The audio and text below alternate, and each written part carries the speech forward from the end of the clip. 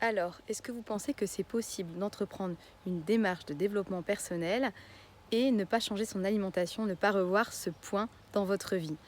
Non, ça n'est pas possible. Pourquoi? Parce qu'en fait, l'alimentation et le développement personnel sont très liés.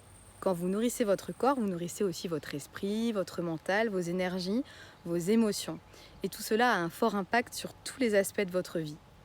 Donc, si vous ne changez pas d'alimentation, que vous faites cette démarche de développement personnel, que vous avez envie de changer d'hygiène de vie, d'évoluer spirituellement, personnellement, vous débarrasser d'anciennes émotions, etc., de blessures anciennes, d'avancer, et que vous ne revoyez pas votre alimentation, vous allez forcément rencontrer des problèmes de stress, de clarté mentale, des problèmes de sommeil, tout un tas de choses qui vont faire comme une barrière en fait, qui vont venir faire barrière en fait à votre évolution personnelle.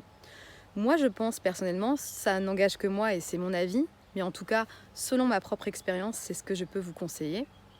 Si vous entreprenez cette démarche de développement personnel, que vous avez envie de changer, d'aller de l'avant, de vous débarrasser de votre ancien moi pour devenir une meilleure version de vous-même, il va vraiment falloir passer par un changement alimentaire, un rééquilibrage alimentaire et vous poser des questions à ce sujet.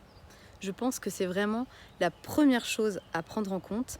Il n'y a pas de hasard non plus si en naturopathie, l'alimentation c'est un des points essentiels.